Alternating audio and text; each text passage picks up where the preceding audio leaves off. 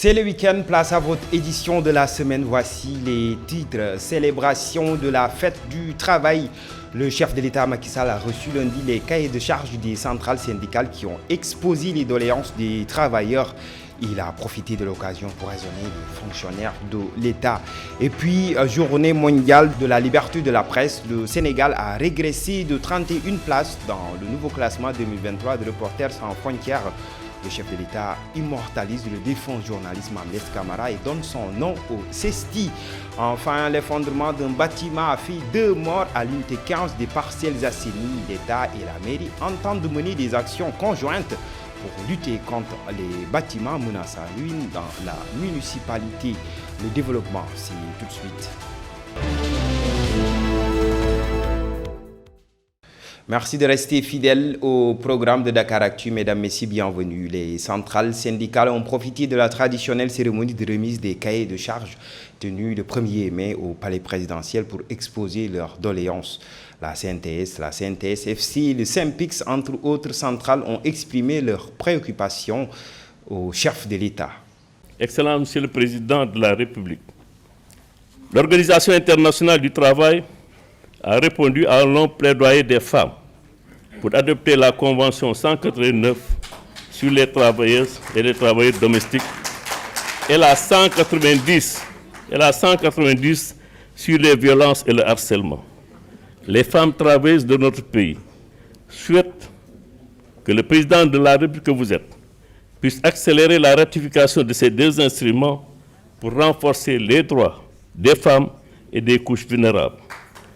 Monsieur le Président, le secteur informel constitue une partie importante, un pourvoyeur d'emplois, mais aussi un contributeur non négligeable du PIB.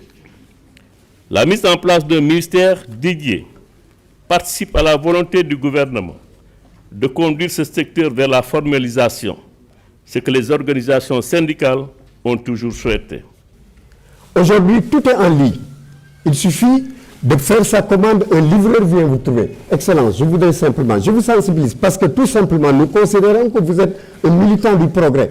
Et cette question va au-delà du mouvement syndical. Nous devons nous lier avec tous les militants du progrès pour imposer à l'humanité un nouveau contrat social qui tienne compte de ces difficultés-là, qui répartissent de façon juste et équitable les richesses qui vont être produites par les robots, qui assurent la protection sociale. Je voudrais m'en arrêter là, Excellence, parce qu'il y en a tellement à dire.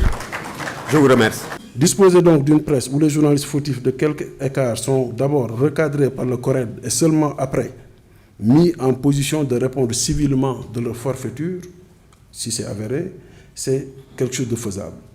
Un tribunal des pairs revigoré, doté de moyens d'investigation et d'analyse, qui s'autosaisit à chaque fois que son propre monitoring le commande, qui anticipe certaines dérives en professant la bonne pratique éthique et déontologique, c'est dans nos cordes au Sénégal.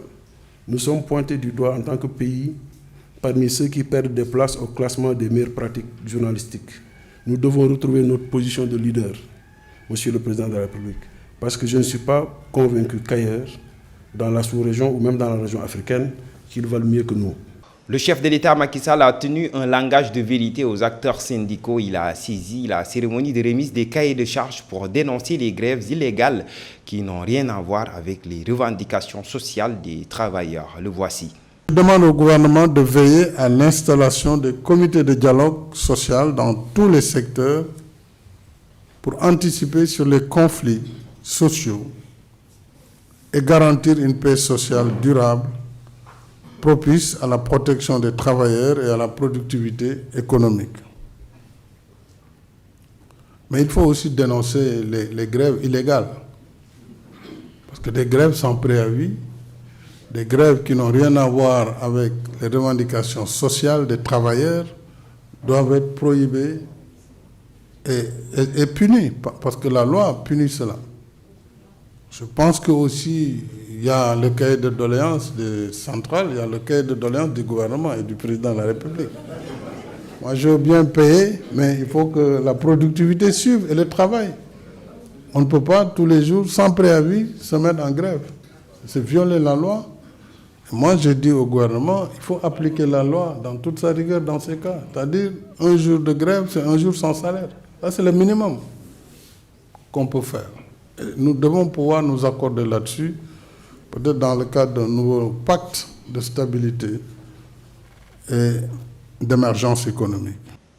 Le président de la République a pris la décision de rebaptiser le Centre des études et sciences des techniques de l'information, le CESTI, au nom du défunt journaliste Mamles Camara qui nous a quittés le 29 avril dernier. C'était à l'occasion de la cérémonie de remise des cahiers de charges des centrales syndicales. Vous remercier et vous présenter en retour les condoléances pour la perte de notre regretté Mamles Camara. Mamles qui a été un symbole, j'allais dire un monument, et surtout une boussole pour la presse. Au-delà des préceptes et des règles du journalisme qu'il enseignait, il a toujours prôné, il a toujours prêché, autant pour dire, il a toujours prêché par l'exemple.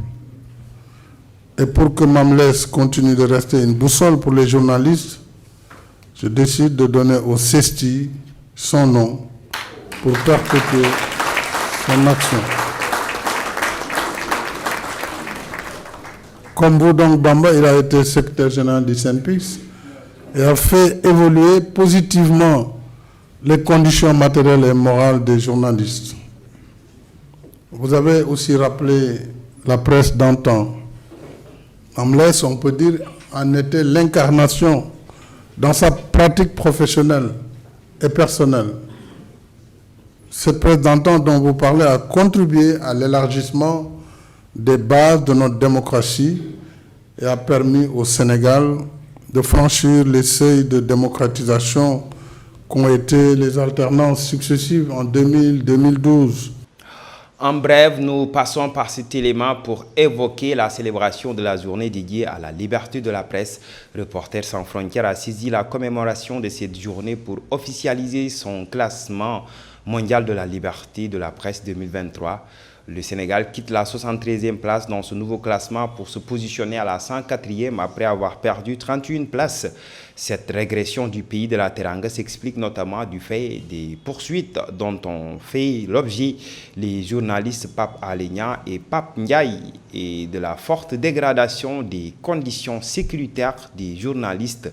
Nous y reviendrons dans nos prochains développements. Toujours dans le cadre de la célébration de la Journée internationale de la liberté de la presse, Reporters sans frontières demande l'abandon des charges contre le journaliste d'investigation Babacar Touré, placé mercredi sous contrôle judiciaire.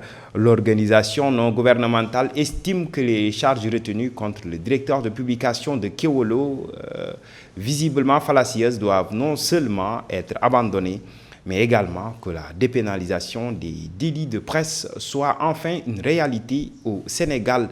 Nous y reviendrons dans les détails dans nos prochains développements. Et parlons de toute autre chose. Ces derniers jours, des licenciements ont été annoncés au groupe La Poste. Il en est tout autre à en croire le ministre des Télécommunications et de l'Économie numérique, Maître Moussa Bokar Thiam, qui a apporté des clarifications sur cette situation. Selon lui, le directeur général et le conseil d'administration de la société ont décidé d'entamer un dialogue pour une solution en faveur des agents qui souhaitent signer leur départ. Le ministre l'a fait savoir mercredi en marge de la caravane Sénégal Connect dédiée à la vulgarisation du numérique. Écoutons-le dans ses détails. C'est vrai qu'aujourd'hui, la direction a entrepris un processus de restructuration. L'État d'ailleurs a entrepris un processus de restructuration de l'entreprise. La restructuration de l'entreprise, il y a un aspect qui relève des finances publiques à travers le ministère des Finances, à savoir la compensation, le croisement de dettes entre l'État et la Poste à hauteur de 174 milliards. Mais le plus important, c'est aussi la gouvernance de l'entreprise qu'est la Poste. Et dans cette gouvernance, le directeur général et le conseil d'administration de la Poste a décidé de s'ouvrir aux agents en leur demandant, ceux qui veulent partir, on organise les moyens de leur départ. Ceux qui veulent rester, resteront. L'essentiel, en tout cas, que je voulais être clair par rapport à cela, il n'y a aucune ambiguïté, il n'y a aucune polémique possible, il n'y a pas de plan social à la Poste, il n'y a pas de plan de licenciement à la Poste. Il y a juste que ceux qui veulent partir vont discuter avec la direction et voir les modalités de leur départ. Ceux qui veulent être redéployés dans d'autres entreprises ou dans d'autres structures de l'État, la direction va étudier avec eux dans une relation à l'amiable et consensuelle pour les redéployer dans d'autres secteurs. Dialogue politique, l'ancien Premier ministre Aminata Touré a livré son point de vue sur le dialogue lancé par le chef de l'État. Elle a saisi la célébration de la fête du travail pour dénoncer la démarche de Macky Sall qui, selon elle, est une manœuvre pour faire passer sa candidature. Écoutons Aminata Touré.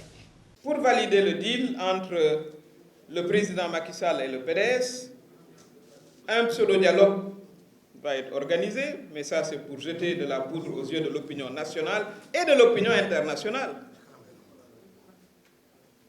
En blanchissant Karim Wade et en effaçant les 138 milliards qu'il doit aux Sénégalais. Mais comme dans tout deal, il y a une contrepartie. En contrepartie, le PDS qui s'est bien gardé de parler de troisième candidature, vous ne les avez jamais entendus parler de troisième candidature, eh bien, ils le feront en acceptant la candidature moralement et juridiquement inacceptable du président Macky Sall. Le PDS évoquera la décision du Conseil constitutionnel. Ils nous diront on doit se référer au Conseil constitutionnel, seule habilité à décider de qui sera candidat. Ça, vous l'entendrez. Non. Le Conseil constitutionnel n'est pas au-dessus du peuple sénégalais. Il est important de le dire. Au cours d'un point de presse tenu jeudi, l'Association des maires du Sénégal et l'Association des départements du Sénégal ont soutenu l'appel au dialogue lancé par le chef de l'État, Macky Sall. Il a été question pour Oumar Ba et Ahmed Youssouf Ben Dialloune d'annoncer leur participation à ce dialogue, mais en élargissant leurs fonctions. Les voici. Tous les chefs religieux, les leaders d'opinion, les amis du Sénégal ont proposé, ont suggéré que les acteurs puissent s'asseoir et parler. Les élus locaux que nous sommes, nous avons décidé de joindre notre voix à cet appel unanime pour non seulement marquer notre accord et féliciter le président de la République pour avoir bien voulu lancer ce dialogue, mais nous invitons aussi tous les acteurs politiques pour qu'ils puissent répondre favorablement à cet appel du chef de l'État. Situé dans la zone industrielle de Diamniadio, le ZAMPA, la zone d'activité des mécaniciens et professionnels de l'automobile, est désormais effective. Elle a été lancée mardi par le chef de l'État. La ZAMPA regroupe les mécaniciens, les vendeurs de voitures, de pièces détachées, etc. C'est un projet qui vise à remettre de l'ordre dans les garages et les conditions de travail des acteurs de l'automobile. Il s'étend sur 62,5 hectares. Écoutons le chef de l'État à ce propos. Pour 2023, ay formation yoo xam ni danañ ko valider ci union des chambres de métiers loolu danañ ko def dans le cadre de concertation des artisans et des agriculteurs ndax ñu war a xool nu ñu leen di boole jàppale leen bokk na ci waa Revas maa ngi leen di nuyu ci ñaari entité yi fi jël kàddu bokk na ci ñi ñu gunge le regroupement des chauffeurs de la région de Kaffrine ci formation bii may wax ak le regroupement des artisans de la commune de Mékhé mais aussi association des mécaniciens et électriciens automobiles de Tambacounda mais bu ñu jógee ci ñooñu war nañ ko yaatal au plan national li moo tax dinañu gëstu ak le ministre de l'artisanat xool ci wàllu solidarité nan la ñuy yokkee seen formation nan la ñuy fexe ba financement yi fi am yegg si yéen bu baax a baax avec aménagement ay site loolu war nañ ko def itam ci région yëpp monsieur le premier ministre. Drame aux Parcelles Assainies, un bâtiment s'est effondré au courant de la semaine. Aux Parcelles Assainies, unité 15 faisant 2 morts et des blessés. Le maire des Parcelles Assainies, Djamil Sané, s'est rendu sur les lieux. Sur place, il a annoncé attendre l'avis de la justice pour démolir les 159 bâtiments menaçant ruine dans la commune. Pour sa part, le ministre, auprès du ministre de l'Intérieur chargé de la sécurité de proximité, Biram Faye, qui a effectué également le déplacement sur les lieux du drame, a rassuré sur les actions du gouvernement pour lutter contre les bâtiments menaçant ruine. Écoutons-les. Conseil des ministres, bari na di président di wax ci wàllu protection civile ci yaatal waaye ci tënk ci bâtiment yi nga xam ne war nañ xoolaat seen taxawaay te lu ci bari exemple yi muy gën di jël yi muy gën di faral di jël Parcelles Assainies bokk na ci fu mel ni Médina fu mel ni Gueule Tapée nga xam ay bâtiment yàgg la fii dafa tiim géej gi teg ci te fer bi ñu doon utiliser muy fer 6 bi ak fer 8 bi mun naa ne fer bu jamono weesu la donc soññ nañu en tout cas ci ñu baral liggéey bi ñaari victime moo fi am loolu laa waxtaan ak préfet loolu laa waxtaan ak maire loolu laa waxtaan aussi ak police ak pompier ak sami ñi ma fi fekk ñaari soxna la kenn ki am na ñeent fukki at ak ñeent keneen ki am na juróom-benn fukki at ak ñeent ak ñoom ñaar ñoo nekkoon ci biir décombres yi bi ñu amalee liggéey bu am solo bi ak pompier ak police ak ñi ma fi fekk ñëpp génnee nañ leen ci décombres yooyu ba dugal nañ leen ci ambulance bi jëmale leen fi ñu leen war a jëmale. Ça c'est un problème national, si je peux m'exprimer ainsi. Nous avons aujourd'hui au niveau de la commune des Parcelles Assainies dénombré 145 maisons dans cette situation. Nous, ce qu'on peut faire, c'est d'abord interpeller les propriétaires. Et ça, on a déjà fait ça. On a déjà fait ce travail-là. À présent, on attend parce qu'on n'a pas quand même la légitimité de venir démolir une maison sans pour autant qu'on puisse avoir cette légitimité. C'est la raison pour laquelle aujourd'hui, ça c'est une preuve. Il faut que les gens puissent comprendre qu'on ne le fait pas pour nous-mêmes, on le fait pareil pour eux. Et c'est cet élément qui met terme à cette édition. Vous pouvez continuer à suivre l'actualité en visitant notre site web Dakar Actu. Passez un excellent week-end. Au revoir.